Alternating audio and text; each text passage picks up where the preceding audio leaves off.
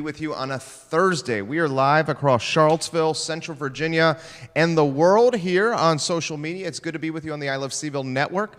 Great show lined up for you. We have Dave Norris on set. We have Bob Schotta. We have Steve Trumbull on set. We are going to have an hour discussion on how the gentlemen have seen Charlottesville evolve in their lifetime, how it's changed for the good, how it's changed for the bad, what needs to be improved upon, what they love, favorite restaurants, favorite places to go. Traffic congestion, I think, is something that undoubtedly is going to come up. We're going to talk about their perspective. All I'm going to do is be kind of like a pace setter and a moderator, and we're going to pick the beautiful brains of these gentlemen on set. Before we welcome the fellas to the show, let's thank some of the folks that make the program possible. I'd like to give some props and some attention, some accolades, and the spotlight to Intrastate Pest and Service Companies. We are their proud advertising agency of record, and giving you a snapshot of their evolution. 1969, the first generation of the business started with one truck and the willingness to work hard, and that was Mr. Wells. That was in 1969. He would go to a home, he would service the home and service the customer, and he literally would then head to a payphone where he would call his second customer and say, "May I come to your house now?" Today, it's a 4-generation strong business with the headquarters right around the corner from Bodo's Bagels on Harris, an office in Richmond, an office in the Shenandoah Valley, a Commonwealth-wide footprint, and nearly 100 people on the roster from an employment standpoint. 4 generations. Those are the stories we love here on the I Love CVille Show. We also love working with the good doctor, Scott Wagner of Scott Wagner Chiropractic and Sports Medicine. Who's got your back? Dr. Wagner's got your back. He is changing people's lives through chiropractic care, sports medicine, and physical therapy, and we thoroughly enjoy working alongside him and his team. Harris Tolber, Judah Wickower, Lauren Linsky, the mysterious Lauren Linsky, as you put it on the show last time, Dave Norris. I think we need to go to the studio cam, now Harris Tolber, and we're going to welcome the gentlemen to the show. I have a feeling this is going to be a great free-flowing dialogue. We're going to start with the same question for everybody. Welcome Mark Lickman, Terry Thompson, Jay Wyatt, Isaiah Brooks, Lauren Linsky, everybody to the program. Give it a like, give it a share. We'll slide that mic a little closer to you, and I'd love to throw this to you. All right. Time in Charlottesville, how many years, why you came here for the first place. I'm going to throw it to you guys as well, and after that, we just start the dialogue. So talk to us about your tenure here. Yeah, this is my quarter-century anniversary here in Charlottesville. I've been here 25 years, and when I first moved here, we lived on a little country lane called Wild Turkey Lane out in Crozet, which at the time, that was considered way out in the boondocks. Now, of course, Crozet is a much different place now than it was 25 years ago. But yeah, so I came here just mostly for the quality of life. Didn't have a job when I moved here. Just picked up and moved from Richmond, and fell in love with the place, and been here ever since. So you moved from Richmond? From Richmond, yeah. And just threw a dart on the map? I had friends that lived around here. We used to come and visit, and just fell in love with the place. And I wasn't a big fan of Richmond at the time. Richmond was the murder capital of the USA, and I was working in downtown Richmond, and every day at 5 o'clock they said, "Get the hell out of Dodge, like don't stay." Now, ironically, that part of Richmond is now full of boutiques and cafes and art galleries, and it's changed. It's changed a lot. It's definitely been gentrified. But anyhow, I moved here to Charlottesville, and again fell in love with the place, and raised a family here, and been here ever since. I love it. Connie Rosenbaum says hello. Hey, says Connie. We love Dave. I love Connie too. She's giving you some props. Now I'm going to go to Steve. Steve Trumbull. First, I'm going to give you some props. Charlottesville Then and Now. Fantastic coffee table book. I mean, this is something that's going to be in my home and not leave from the table. Iconic book. He is also the man behind CVille Images on Facebook, who I follow very closely. Brought a phenomenal photo of what is right next to the Macklin Building. I'll let him set the stage here in a matter of moments for this. Some fantastic images of Dave Norris's illustrious postcard collection. Yeah. So we'll get to that. Before we do, your tenure and Charlottesville story. Yes, I was here in the 1960s as a little kid, and we moved away, and then returned as an adult in 1990. So I've been here 29 years. 29 years. You love it? Yes, sir. What do you love about it? Right-sized town. You know, it's big enough to have some interesting things going on, but still small enough that you run into people when you're walking down Main Street. Yeah, I totally agree. I love that. It's community, intimate, but it has a cosmopolitan, big town feel to it, big city feel to it. This gentleman, entrepreneur, well-connected, diehard Orange and Blue, diehard University of Richmond lacrosse. Sons played lacrosse. Son plays there, yes. Yeah, That's where the checks go, so I'm a big fan. Son plays at U of R, talented lacrosse player. Throws a mean tailgate. I feel like I'm your hype man right now, Bob Schotta. Your tenure, your story, your Charlottesville. Not a lot different than Dave's. I was grew up in Northern Virginia, moved to Richmond right out of college, and worked for MCI, the old phone company. And again, didn't like Richmond that much, and they were looking to expand to Charlottesville. Equal access had come to Charlottesville, which meant you could choose who your carrier was. So I packed up my van. I used to live in a van down by the river. Packed up the van, called this phone number in the phone book, Teddy Anderson, and rented a room from Teddy Anderson. Of Anderson's Anderson Seafood. Wow. Anderson Seafood, yeah. Love that stuff. Came to town and just opened the office for MCI and lived here for, fell in love with the town 4 years. But I was still 20s, had to climb the corporate ladder and moved away again. And when I had the opportunity to start my own thing when MCI was going under, so we could live wherever we want to live, and my wife wanted Virginia Beach, but I was too close to the in-laws, so we chose Charlottesville, and it's been, it's a phenomenal place to raise your kids. And that was the biggest thing for me is my best friends growing up grew up from the time they were kindergartens to all the way through. And I was Air Force, my father was Air Force, so move, and social media makes it a little easier today, but they are still best friends with the same kids that then went to elementary, kindergarten with, and that's the greatest accomplishment I feel like we've done. Is I love it. I don't want to speak for the guys, but I feel like I need to follow up on lived in a van by the river. I mean, were you wondering about living in a van? I wasn't sure if he was serious about that. No, I did have a van. My first job out of college was selling vans door to door. You had to buy your own van. You had it was 100% commission. It was either make the sale or get thrown out. And there was times where literally, you find yourself in the middle of nowhere after making a couple of calls, and you get in the back of the van, sleep by the river. So, Chris Farley, I think Chris Farley stole that line from me, actually. I think you're probably right. I think you're probably you're getting some props. Jim Carpenter says, thank you for the support of the Dogwood Vietnam Memorial. We had him on show. It was an emotional show. He's another legend. He's a legend. He is a real legend of Charlottesville, that's for sure. And he says, thank you for the support, Dave. Thank you for your dad's service in the war. Why don't I throw it? Dee Dee Smith, welcome to the program. Thank you for watching. We have folks across the Commonwealth watching right now. Isaiah Brooks. Susanna Rosen says, I love the Dave Norris.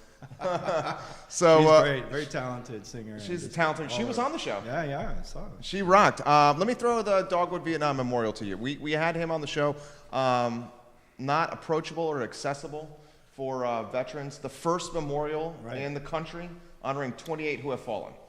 It's a really powerful piece of local history, and as you say, the first memorial in the country to those who lost their lives in the Vietnam War. And several years ago, when the city was in the process of planning for the new Meadow Creek Parkway, which is now the John Mortar Parkway, there were some commitments made to the Vietnam Dogwood Memorial Foundation and the folks that visit the memorial and care for the memorial, that they would still have access to this sacred ground, and those commitments were not honored, and I feel like that's a real problem. And so right now, if you want to access the memorial, you have to park over at the rescue squad and cross a number of streets of very busy traffic. And if you're in a wheelchair or a motorized scooter or whatnot, it's very difficult to access the memorial. And so I've been getting involved, and I'm on this steering group now that's looking at different strategies for improving access. And Jim's been a real champion of this effort, so I give him. He's led the charge. Yeah. He's great. So we had him on the show. We were both crying. We were both in tears. I respect the man. He showed true courage on the program in his willingness to not only lead the charge but showcase emotion in front of so many people. Yeah. And that's hard. It is. Yeah. You're getting. Props. My dad did serve in Vietnam, so it's somewhat personal, but yeah, I think it's just important. We made a commitment. We have to uphold it. I love it. Let's give that as sizzle reel for Dave Norris. Rob Woolman says hello. Hey, Rob. He's giving you some props on the program. Bob, I'm going to throw this to you and welcome Katie Pearson, Tim Ryan, Chris Turner, Rick Henderson. A lot of folks watching right now in Richmond. I'm going to throw this to you. Charlottesville Evolution. your time? Good, the bad, the ugly. Any firsthand perspective? Your thoughts on it's been interesting that, I came here when the little bit of a .com started and ended quickly. What do you mean by that? All of a sudden you had Boxer Jam, you had Value America pop into town, you had a lot of stuff going on, and then just as quickly, it wasn't necessarily all 9/11, but a little bit of a crash, and then boom, Value America's gone. Boom, all of a sudden, there was thousands of new people in town who moved here for various companies, and then it was over, and that's. Working for MCI, you watch how a too big to fail type of scenario, big companies can be gone just because of a couple people's bad decisions, and I think a lot of that was going on around here. I mean, the roller coaster ride that it was a lot of fun in those early 90 days, early 2000s, but then all of a sudden, it was gone. I mean, the infrastructure of Charlottesville has always remained intact, I think. You got the same problems you had 20 years ago, affordable housing. Things have changed. There's, the vibrance of the downtown mall is fantastic, but at the same time, I know store owners and people who are struggling. Totally. Taxes and everything else, and there's not enough affordable housing to live in, and that never seems to change. But it's just a matter of, usually this town handles it with a little bit of flair and class. When Dave was on the city, I don't remember this divisiveness as much, and you can't blame, any one president, any one person. It takes a group to be so disjointed, for lack of better words. Yeah, there needs to be a better commitment to team and communication and cohesiveness. And we can talk about that. I want to get Steve's perspective in the mix. You have a unique perspective in that you're capturing Charlottesville through a camera. So you've seen it in a lot of ways evolve from behind a camera. You capture iconic images that I think when people see something about your photography speaks to someone and touches their heart. And I think that speaks to your talent. Talk to us about how you've seen through photography this community evolve. That's a good question. There are a number of different places in Charlottesville that you can look at and really see that change. So West Main Street's a great one to visit now, and there are people maybe even watching your show now that don't live here in Charlottesville that would, if they came back and saw West Main Street, it's just stunning. Some of the pictures, when I started really getting serious about taking pictures here in Charlottesville about 8 or 10 years ago, I took a lot of the pictures of buildings along West Main Street, and then as some of those started coming down, I'd be on site when the bulldozer and the wrecking ball was there, and then be on site again when the new buildings were coming up. So even my pictures have, over this last 8 or 10 years, have documented quite a bit of change in areas like West Main Street. West Main Street, and don't wait for me to throw questions out. Everybody jump in. No rules here. West Main Street's change is dramatic. I remember when I got here in 2000. It was awful Arthur's, and then a fabulous run as West Main, a bar where you could see everyone from the socioeconomic ladder. Now a more sophisticated, if you may, tavern and grocery. Is that fair? Yeah, sure. Yeah. Your thoughts on West Main's evolution? Welcome, Ted Anderson, to the program. Your former landlord. Ted, hello. Bob Schotta was giving you some props here. He's watching now. Yeah, West Main has certainly changed a lot. When I was on council, it's funny because people were sort of gnashing their teeth about the poor condition of West Main on the other side of what's now known as Drury Brown Bridge, between there and UVA. It was pretty run down. It was kind of an urban wasteland, and there were old car dealerships that had been abandoned and empty lots, and people were wondering, this is sort of a blighted area. Now it's completely transformed. We have these giant apartment complexes, fortresses there in their place, and certainly a lot of activity, just as Steve said, in the last 8 or 10 years. And some of that's good, and some of that's not so good. Still have 2 lanes. Right. No. Yeah. There's 1,000 more apartments there, and there's still two lanes.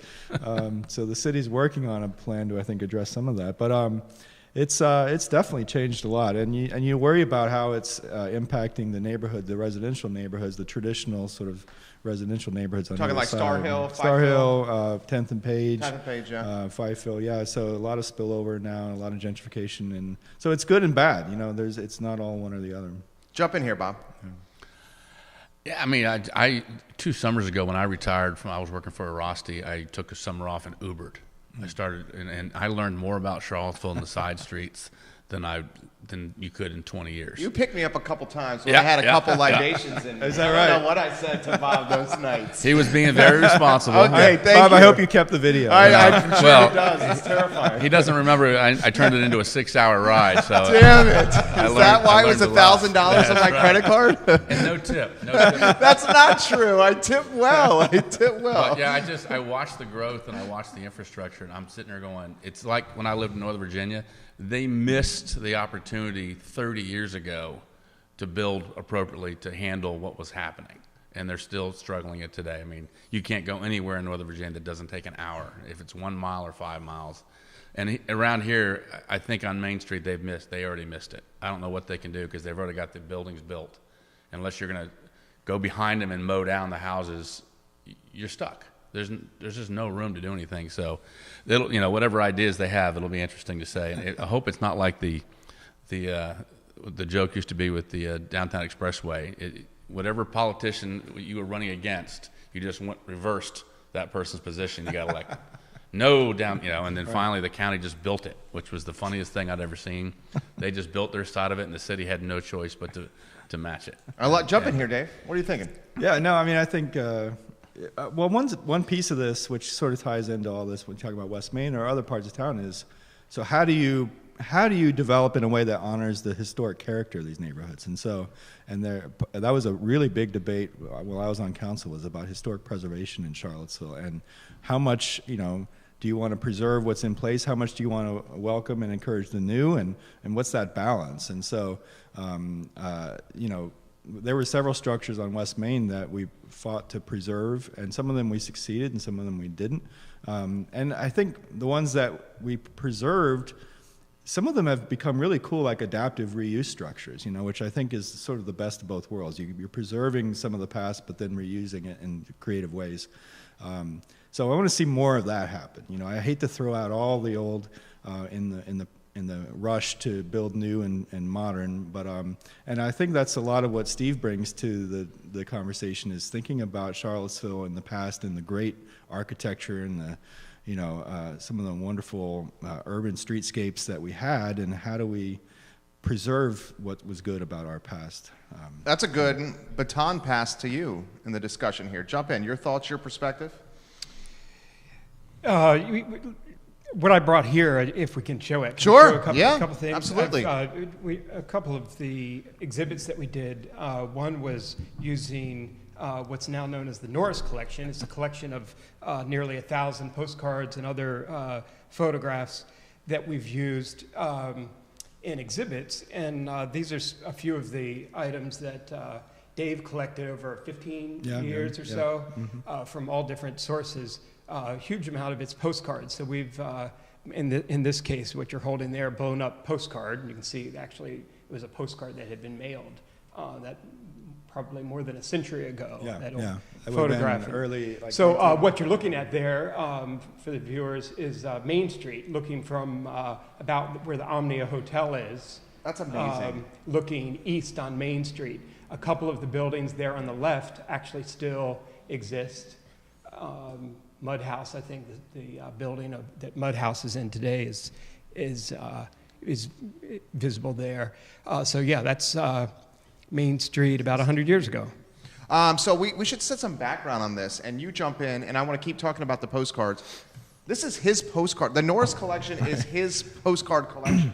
Yeah, it sort of became an obsession of mine, where I just got really, I'm a big history buff. My undergraduate major was history, and so I've always been interested in history. When I moved to Charlottesville, randomly came across my first postcard, a vintage postcard, and just got the bug. And so I started going to postcard auctions and junk stores and talking to people around town who had little collections, and I assembled this collection of, like Steve said, about 1,000, I guess, between postcards and other images of Charlottesville and UVA and Monticello and Albemarle County, going back to early 1900s all the way up till the present day. And it's fascinating to see the postcards sort of it's a story that the community tells about itself, right, to the world, what they want people to remember about their community. And so it's fascinating to see what postcards included and what was not included in the postcard record, if you will.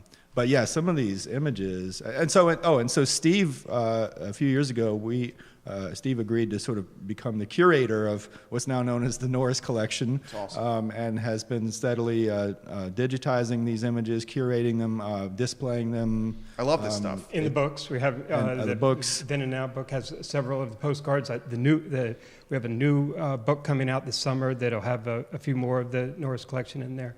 So what you're looking at there is the Queen Charlotte Hotel. That was right there at the bridge over the railroad on West Main Street. It's hard to go back to that spot. Well, there's an empty parking lot there now where the cupcake place was. Right. I forget the name of that place. Right across from where, I can't believe I'm bringing it back to a bar. Right across from World of Beer, that's right. Yeah. You can always bring something back to Damn it, I know. My wife is like, Jerry, We why know do you do this? Jerry's points of reference. You know? Gosh, that's not good. That postcard shows the very early Martha Jefferson Hospital. This is, wow, on so Locust small. Avenue. Yeah, that was Look it. at that. This is great. That building is gone now, and of course Martha Jefferson as a hospital has actually moved to Pantop. So that was when it was over on Locust, Lexington, yeah. Locust, and Check this out, Bob. East Jump in High, here and right give over us some perspective. Martha Jefferson Hospital, look how small that is. I would say it looks like, is that a house on Park Street now? Is No, that existing? that building is no longer in existence. Okay. But it was over. Because I tell you one thing, when you walk around, I live on Park now, so when you walk around and you look at houses, and there's some amazing, Oh my gosh. some amazing houses and architecture on that street and just off those streets. There's a home. You don't see it driving, but you walk and you're like, wow. I was checking out the MLS, and there's a home on that Park Street, North Downtown neighborhood that's a historic landmark. It's for sale now. And this is a home that's probably it's been renovated. I'm saying like 3,500 square feet, like $1.2 million. Yeah.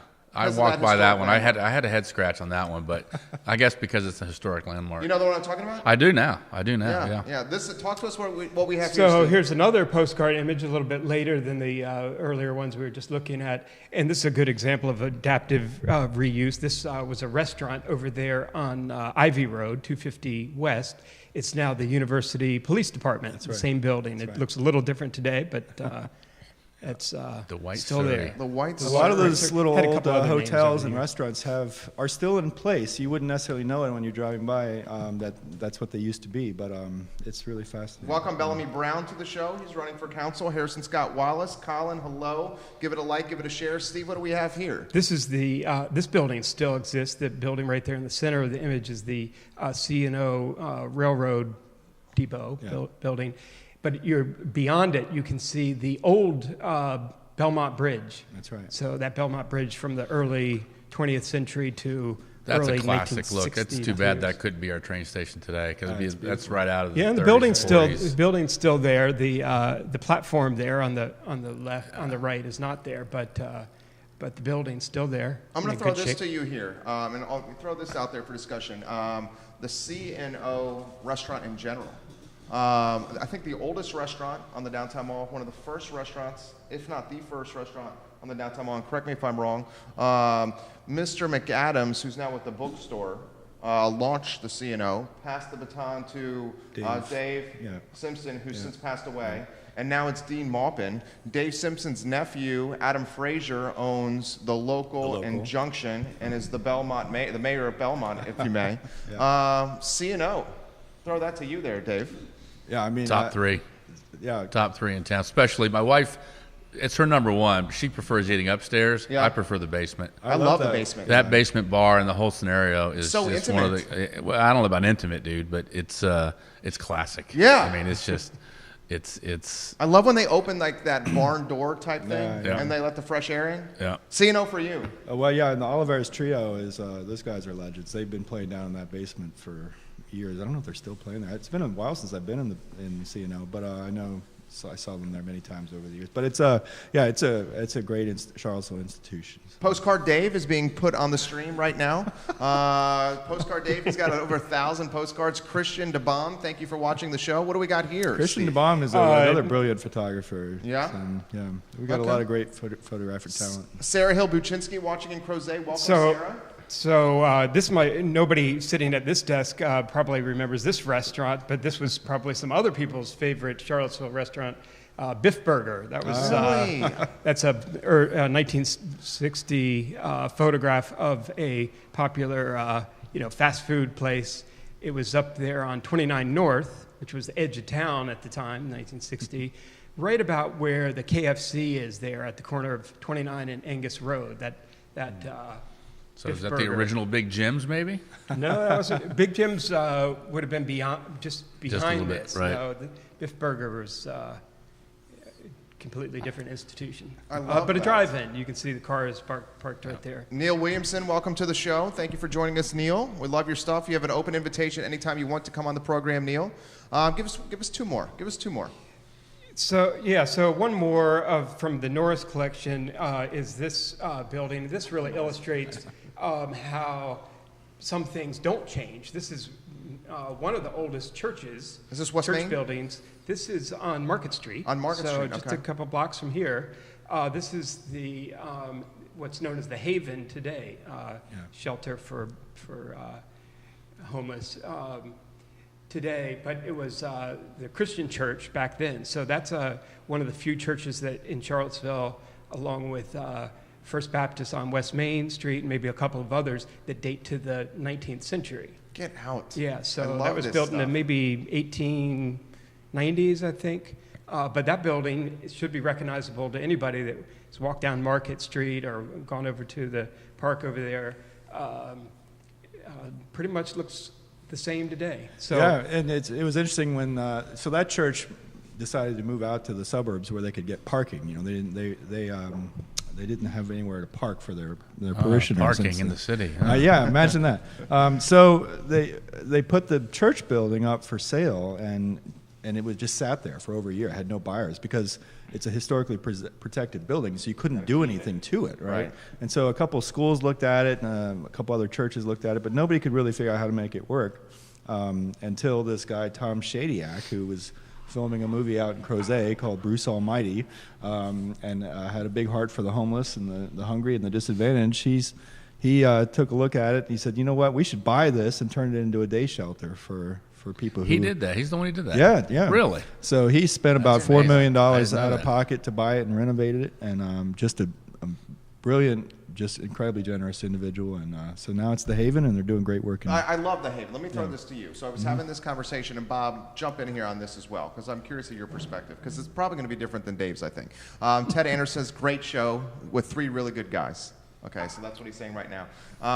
The Haven, I love the Haven and what they're doing. I was having a conversation with a restaurateur that is not going to be named, that's downtown. Right. Okay. I know where this is going, but go ahead, yeah. And the restaurateur is frustrated that a lot of, is Soup Kitchen the right moniker or nomenclature? There is a soup kitchen in the Haven. That's one of many services they provide. Okay, they provide food for the homeless. Yes. Okay, so the restaurateur, who's not going to be named, was not knocking the Haven. Okay. But what he was saying is having the free food options in the soup kitchens around the mall is encouraging homelessness to congregate on the mall. Well, so that's... and he's saying it's bad for business. Yeah, and I understand that, but that's... people have been saying that for many, many years. You know, before the Haven, it's not like the Haven caused or even drew homelessness downtown. There was homelessness downtown well before the Haven, and in fact, one of the main impetuses for creating the Haven was the fact that the downtown library, just 2 blocks from here, was the de facto homeless day shelter in Charlottesville. Air conditioned, and it was open to the public. You had bathrooms, and you had a lot of people going in there. You know, folks were saying, look, this is not really designed as a day shelter, you know. So, and we had soup kitchens operating all over downtown in different churches before then. So there are problems of homelessness, but the answer, you know, the cause of homelessness is not good organizations like the Haven that are providing services. There are other causes of homelessness that we can get into at some other time. But I wouldn't say that the Haven is drawing homeless people downtown. So it's they not were like already Field here. Field of Dreams. If you build it, they will come. They were already here. Your thoughts on that, Bob Schotta? It's exactly right. I don't know how long this individual's been there, but it wasn't new. It was always there. And if you have a good business, good product, your people are going to come regardless. I mean, you come down here Thursday night on, the place is absolutely packed. And you tell me that that's bad for your business. That may be a small problem from on a given one incident, but it's a vibrant area. The city needs to do more to make sure that it stays that way. Homelessness is part of it in any city, and I think the fact that he did that is very heartwarming. It's fantastic. I had no idea. If you talk to, and I'm going to jump in the conversation. If you talk to Joan Fenton, who owns a number of buildings downtown, and she's active in the DBAC, the Downtown Business Owners Association, she is so vehemently opposed to even having benches on the mall. Yeah. And I respect her, and I'm not knocking her. I'm just offering a different viewpoint. We need more benches. Why wouldn't we have benches on the mall? The original design for the downtown mall it's a hangout spot. It had a lot of benches. It had a lot of places for people to congregate and mix. And so, if anything, we've gone too far in the other direction. We need to, I think, reinstitute some of that. I totally agree. Steve, your thoughts on how you've captured the downtown mall over your time, how you've seen it change? I mean, it's the heartbeat of the city. Yeah, and I'm not sure it's changed a whole lot during the time that I've been documenting it, just the last 10 years or so. But my research in the old photographs, you can really see the evolution of it. And I think two things that really helped it to turn the corner and become that vibrant place that it is today would be the pavilion, and the Fridays After 5 and the other concert events at the east end of the downtown mall, and then the Paramount opening up again in 2006 or 4. Around there, yeah. Around there. Those two things really changed it and made it, helped it turn the corner. And that had been, almost a quarter century after the mall was built. So that's pretty remarkable. Yeah. But it's and I'm sure when that went up, there was a lot of people who complained about it, right? There were. I mean, but who can? I mean, pavilion. Yeah. And the white tent. Yeah, I mean, white tent, loud music, crazy kids. But I mean, that's amazing. It's amazing. The restaurant coming in is amazing. I mean, back in the I guess in the early 90s, there was a lot of maybe too much raucous kids on skateboards and whatnot down on the other side of the mall. That was a little bit of annoying. It kept you on the north side, but that seems to have managed its way out. So no benches is silly. You remember Fridays when it was on the other side of the mall? Oh, yeah. And there might be 200, 300 people on a good day. Right. And that was a great night out because, there wasn't a lot going on as a 20-something-year-old single dude in Charlottesville. Living in his van. Yeah, living in the van. I was it one of those sketchy vans? Anytime a single guy's in a van, it's That's a sketchy true. van. Bob Schotta. What was the Fridays like? Wasn't it on like a really puny stage on the other side of the mall? It could be sometimes it was in the wintertime. It was in one of the buildings, but it was, or I think at one time that's when I met, the CJP founders, Carden Jennings Publishing, Billy Carden and Joe Jennings at one of these events. I was like, dude, you're about 25. And he's like, yeah. I'm like, I got to be friends because there's not too many of us in business in town. And so that's how I got to go, know those guys. And they've been a staple in the community with Albemarle Magazine and all the Charlottesville Guide and a lot of stuff forever. But yeah, that's what it was. It was maybe a couple hundred people on a good night. And then what'd you do? Went bowling maybe, Couldn't go on the fraternity, couldn't go in school because that was creepy. We get this question all the time. You're on the show. This is from Steve Ryan in Crozet. Jerry, I love the show. Asked Dave if he would consider running again in Charlottesville. We need him in office now more than ever. Bob, I used to love your radio show as well. From in Crozet. So he was the guy who listened. Come on now. Come on. You're gonna. I mean, do I have to? I'll ask it again. I'm respectful to viewers. You can run again. We'll see. I never say never. But so is that a teaser? No. I'm just saying, I would never say never to doing it at some point. So no plans? No plans. No plans, okay. Well, I mean, I think it speaks to the fact that people really like you. Well, I mean, I love this community. I love Charlottesville. I was happy to come on talk today about the postcards and all the great history of our area because there is a lot that needs to be improved here, but there is a lot of great stuff in Charlottesville, and that's why we all choose to call it home. I love this town. I want you to take a moment to highlight, is his nickname Flash? Mm-hmm. Ed? Yeah. I mean, talk to us about Ed. I mean, he is the iconic photographer in town. Is that fair? Well, he's certainly one of them. In the mid 20th century, he did quite a bit of documentation of the town. So he's good. There are some more recent ones. You mentioned Jim Carpenter earlier. John Shepard's certainly taken a lot of pictures in the 70s and since. And then early 20th century, as some of the Rufus Holsinger. Yeah, Holsinger. That collection's at UVA in the UVA library, special collections, and that's really a good document of the early 20th century. So Ed, nicknamed Flash, and this was our first book that we did, was the probably the premiere or one of two. So you did this with him? Rip Payne.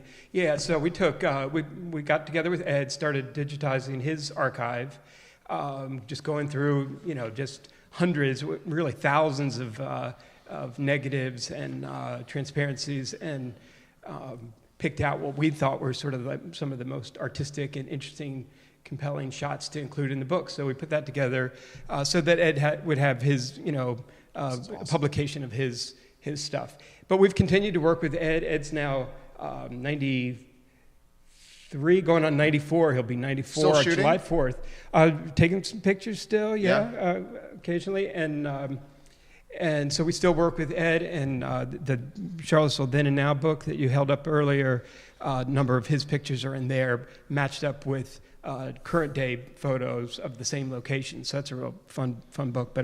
But Ed's work is in this book exclusively, fair amount in that book, and will be even more of Ed's work in the book that's coming out later this summer. Talk to us about the evolution of your business. It seems like you get your hands in a lot of different things from a digitizing standpoint. It's pretty much just that. It's finding old Charlottesville photographs, studying the ones that are in other repositories. A lot of the collections that sometimes we'll get lucky and have a collection like Dave's postcard collection, which is just like the mother lode of great old images. But many times we're just getting like one photograph from an individual, a family, a business, share one thing with us, and that adds to the collection. That's just another great document. It makes it into the book. And you think about how many old homes are around here that have that dresser in the attic that haven't gone through in 30 years. I'm hoping we'll find like the Mickey Mantle rookie card in the attic. That's what I'm hoping for. When my father passed, I went through his stuff and I found all these rookie cards, and I was like, you start, they're redone. They're probably redone in the 80s and stuff. But, for about 5 seconds, I thought, Babe Ruth, I'm rich. But I love it. I got a question coming in. I'm going to throw the topic out. Laura Creaney says, Jerry, I love the show. I love the history of Charlottesville. I went to UVA from 96 to 2000. Can you ask the guys how they've seen the corner change since I was there? I'm watching in D.C. right now. What I like about it is it hasn't changed that much. I'm not a big fan of the UVA coming in and the corporate stuff and taking over the restaurant scene, and I guess there's they need to study. There's a Sheets on the corner now. Isn't that crazy? The Sheets and whatnot. I mean, thank God the Bodos finally opened up. There was be hell to pay, but I'd like it. With the new president, who I think I've known him for a long time when his kids were at McIntyre Little League, and he is one of the truly nice, good people, and his coming on board I think has transformed a lot already. I'd like to see the UVA take more responsibility of keeping the place clean, cleaning the streets up, and just not so much, pollution. And it's not bad, but it can get a little filthy, and take more responsibility on the security and everything else going on over there. More lighting down the alleys. I'm going to throw this to you, and I had this conversation yesterday with the owner of Basil. That is on right there on the street. Is that 10th Street? 14th Street. 14th, yeah, across from Boylan. He's moving his restaurant to the Yard at 5th Street Station. Oh, okay. He's in the process of doing that. And he was saying this. He goes, Jerry, the corner is basically owned by 4 people. Hunter Craig, Tip Top Terry from Tip Top Restaurant. Is one of the big owners. He said there's a professor from JMU who owns a number of the buildings on Elleywood. Hunter Craig, I mentioned, there's a female that owns a large chunk of the corner. Mr. Lee, Piedmont Virginia Parking owns a big chunk. A big chunk of the corner. Dave McNair says the Dave Norris live album, I'd buy that. I want to welcome Dave to the show. I love your writing, Dave McNair. He's a great journalist. Talented journalist. Yeah, let me throw the UVA corners topic to you.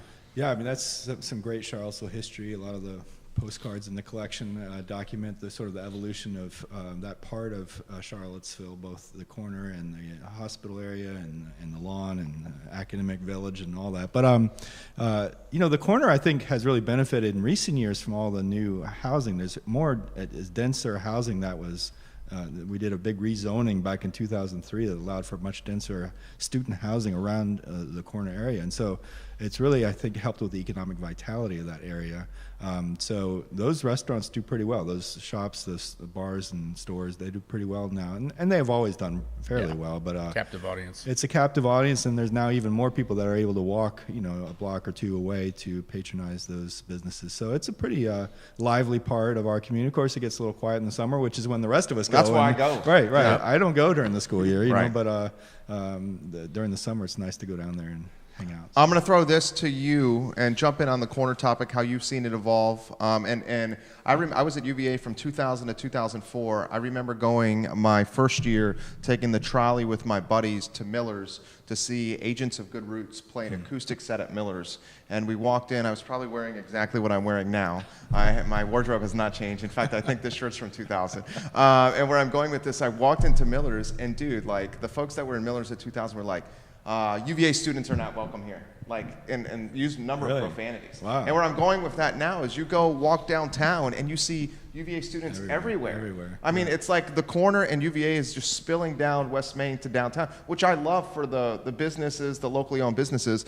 Your thoughts on how UVA, the corner, and all that has evolved?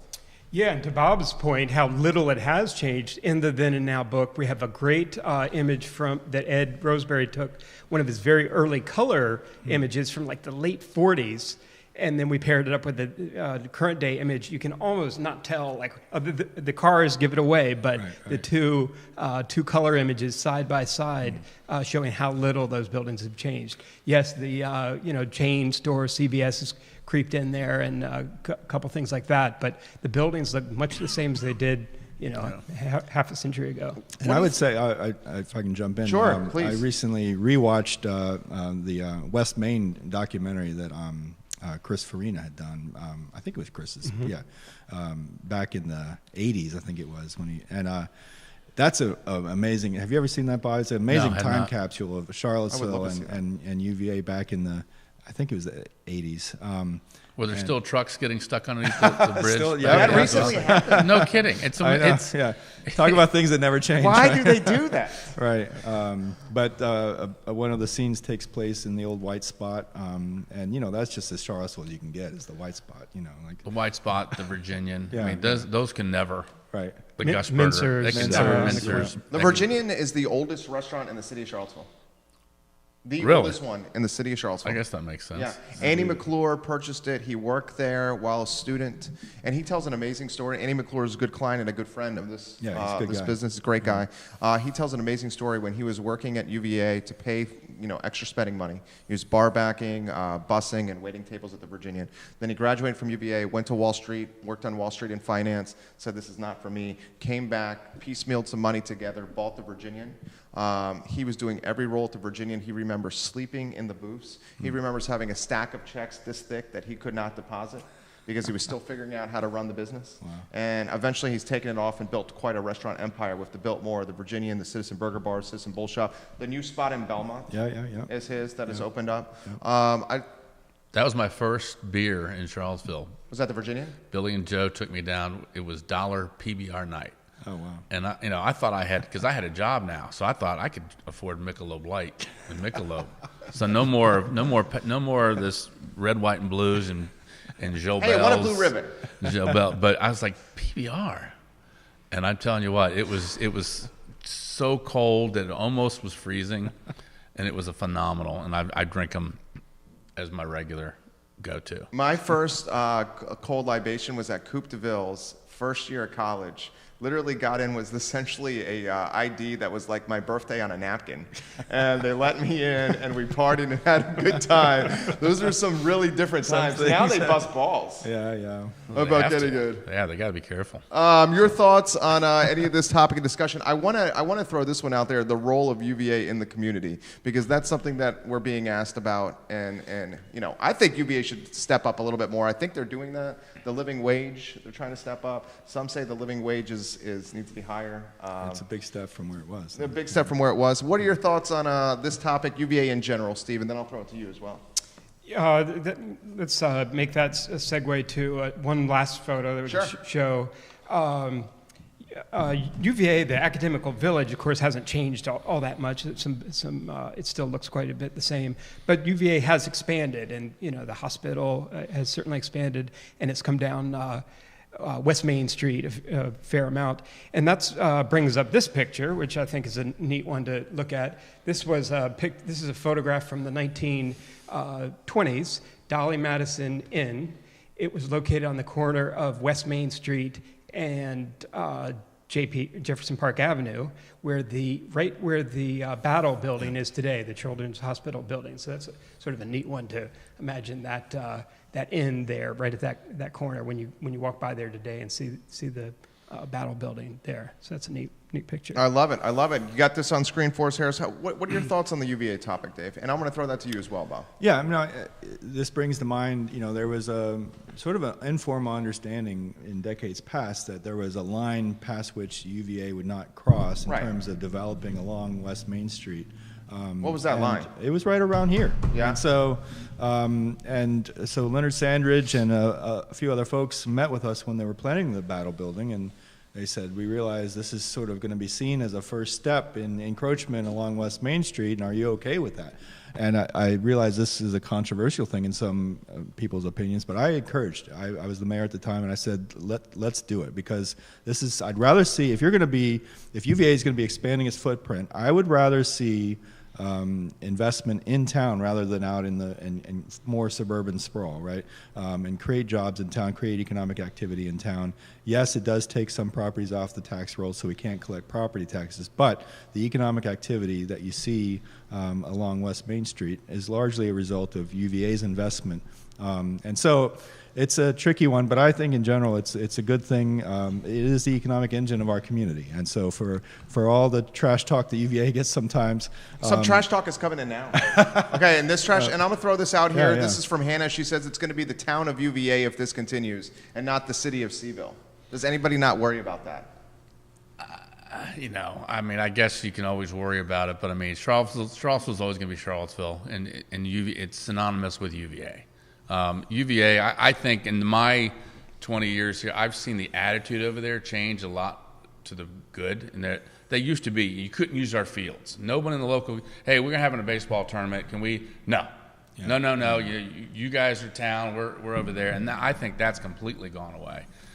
That they're a lot more a part of it. I'm not going to ever get into it, the kind of stuff that Dave dealt with. But I just think the attitude is that we're part of the community.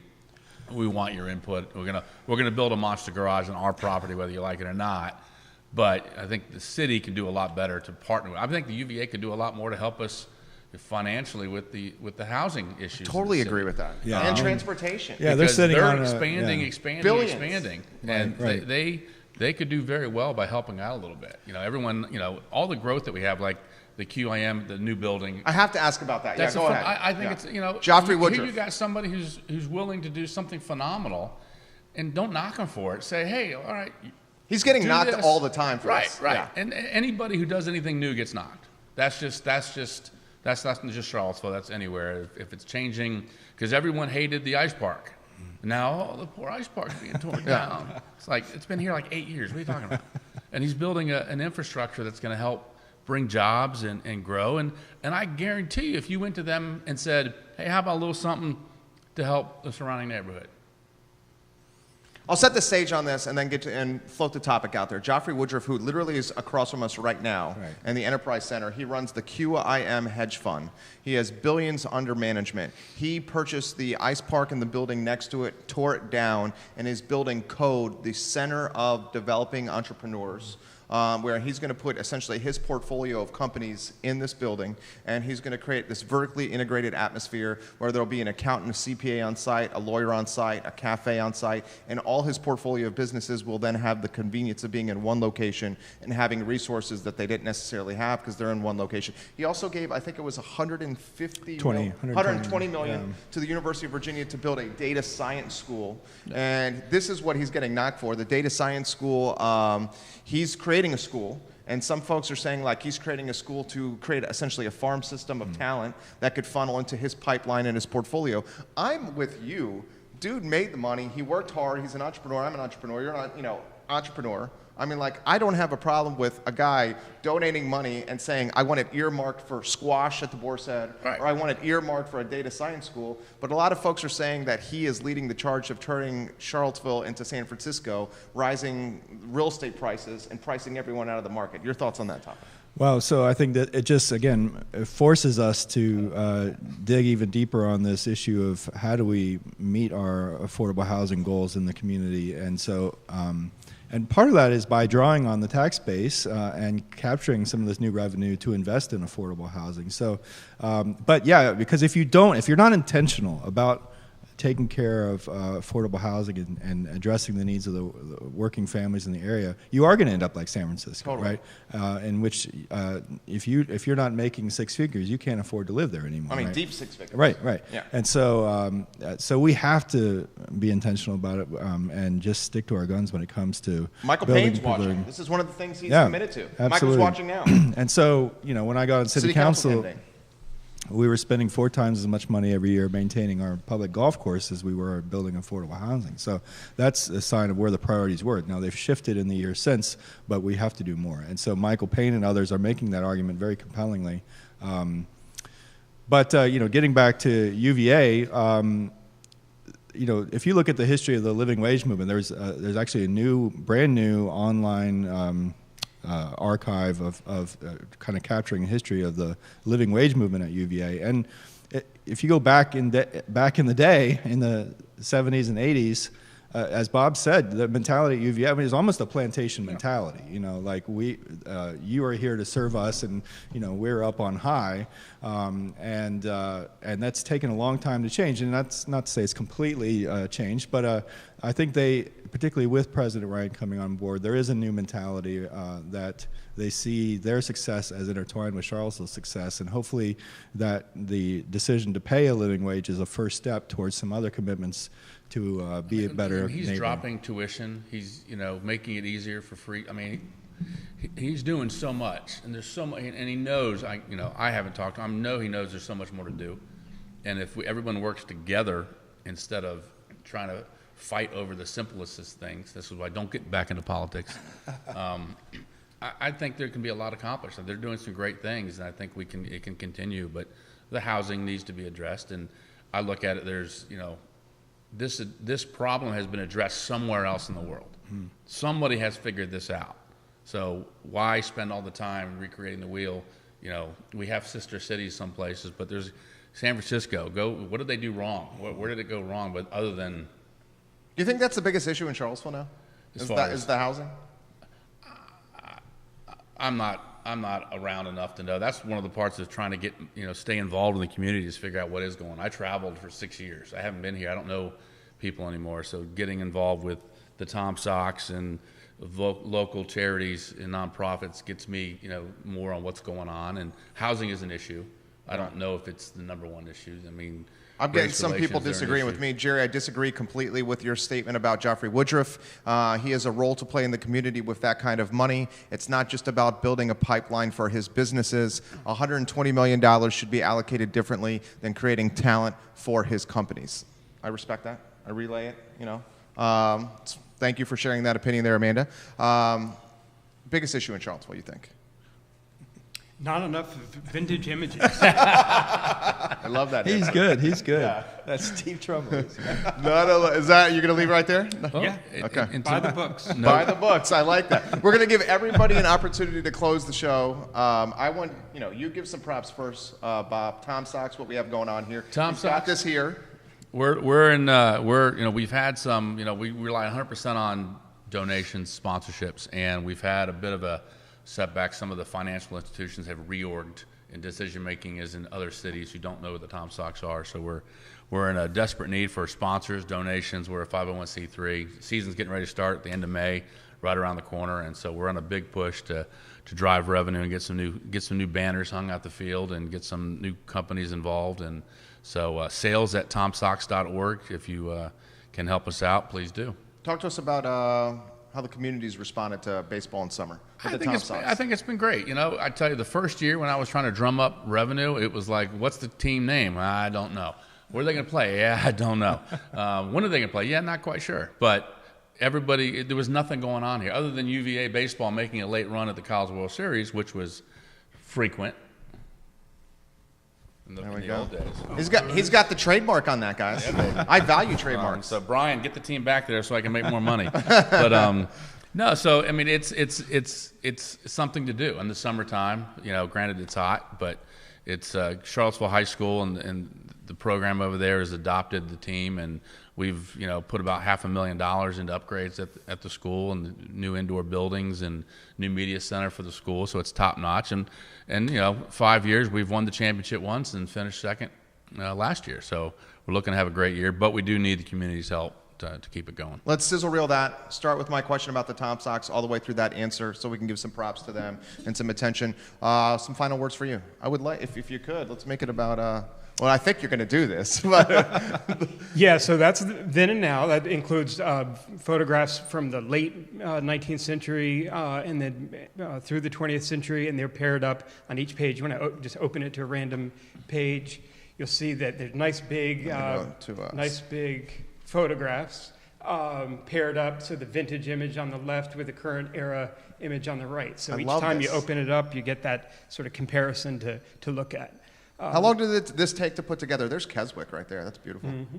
How long did this take? A few months. I'm not doing it full time, but a few months to put it together. And we have a new book coming out, which will have even more Charlottesville photographs, be bigger than both of these books. Where can we buy and engage with the brand? So they have been available in some of the local bookstores over the years that these two books have been out. One of the easiest ways, especially if you're out of town, is to go to CVilleImages.com. We have an online store. We have some good pricing, good package deals, and free shipping most of the time. So CVilleImages.com. Check them out. I love it. Sizzle reel that, please. Good job, Steve. The show is yours.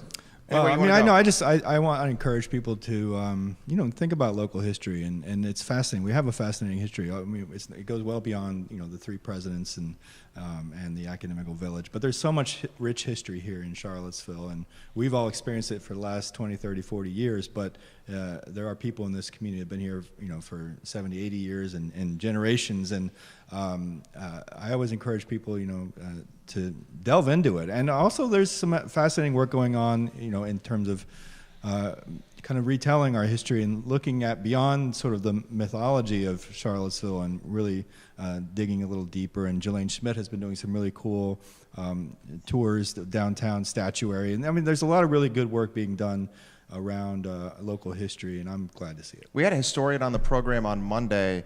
I'm going to mess up her name. Leontini Clay Peck. Yeah, that's a great Queen example. Charlotte. Queen Charlotte. I just found out about this. Yeah. Why isn't this a bigger deal? And that's, who's been leading the charge on that. Herb. Is our buddy Herb Porter. He set the interview up. Oh, Herb's okay, cool. watching. Yeah. No, Herb he's one of those guys that he knows more about Charlottesville history than almost anybody I know. And he's just a fountain of I love talking to him. Yeah, he came by today and said, or not today, it was Friday, and you need to interview her. Yeah, I'm like, good. anything you want. Good. And guys, you should get John Gaines in here to talk about Roosevelt Brown. That's another one. John Gaines? Yeah, Roosevelt Brown. The football player for the Giants. Yeah, I mean, he talk about that's some fascinating Charlottesville history there. And when we were looking to rename it, used to be called the 9th 10th Street Connector or something bland like that.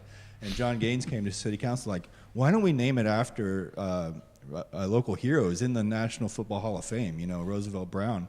And we were all looking around at each other. Nobody ever heard of the guy. But then when we got into it, and John Gaines and others were kind of telling us the stories, like, yeah, of course we're going to name it. So there's so much fascinating history. I love that stuff. Yeah. What's going on with Foxfield, on a side note? What do you mean? You're talking about the land being potentially sold for sold? and no more races? You have any insight on that? No, it's been in the courts, and it's been in the courts for a while. Yeah. The community around Foxfield is fighting the sale. Well, and there's some family tensions there, as I understand it. So I don't really. Okay, sorry, I didn't mean to. And this is just a scuttlebutt I've heard. From what I understand, the original owners passed it down to a couple of brothers, and a couple of brothers were then in charge with maintaining the legacy of Foxfield, and then greed came into play. And now the exit strategy is to capitalize on the sale of the property. It's valuable land. That's oh my gosh, especially there. Yeah. And then the community around it, the neighbors around it saying, hell no, we don't want this to be sold because then it's going to be subdivided into 3,000 apartments and townhouses by Ryan Holmes. Or McMansions. There's worse things. Yeah, well, you're just saying that's the nature of capitalism? That's right. That's what he's saying. Historical footnote on Foxfield, that was once an airport. That was Charlottesville's early airport 100 years ago. Really? Yeah. That is a good tidbit right there. I want to turn this all into a sizzle reel, starting with Dave's start. I want to close on this, and we'll close, guys. Queen Charlotte.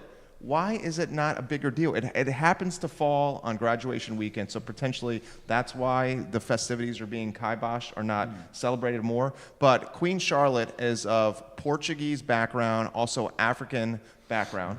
And I would think post A11 and post A12, a celebration for the namesake of the Charlottesville community, Queen Charlotte, who is African in descent, is a no-brainer.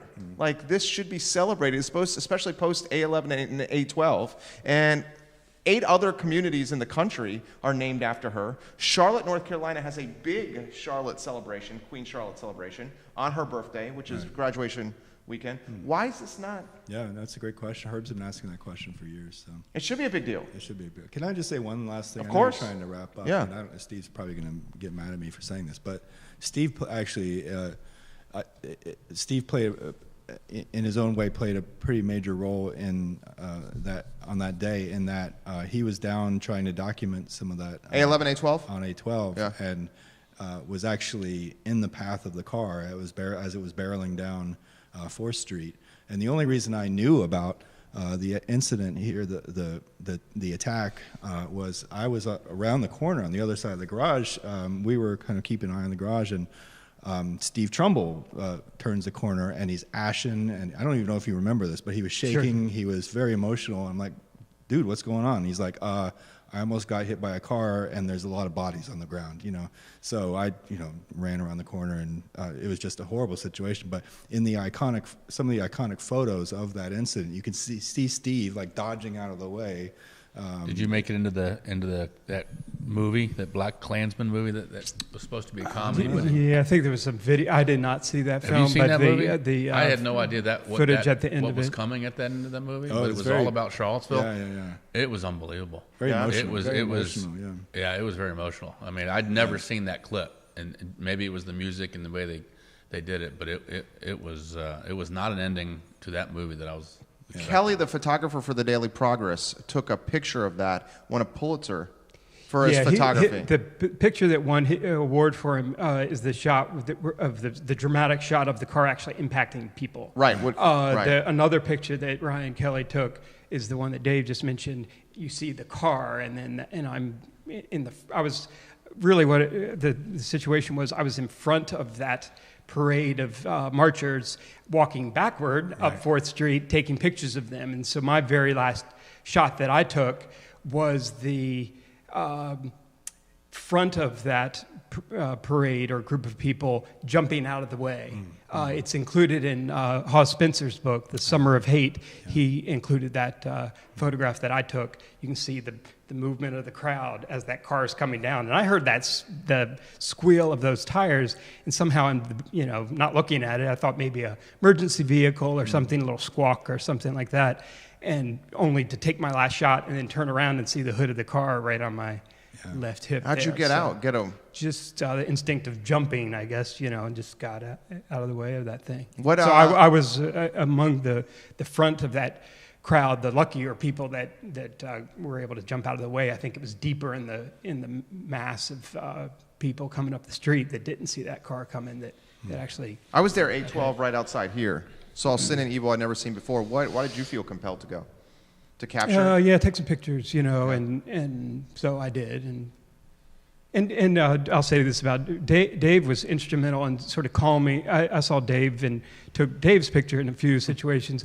He was instrumental in, I think, calming down some of the tensions between the different parties and helping some of the people, some of the protesters or whatever they were, get out of town and move on, get on their way.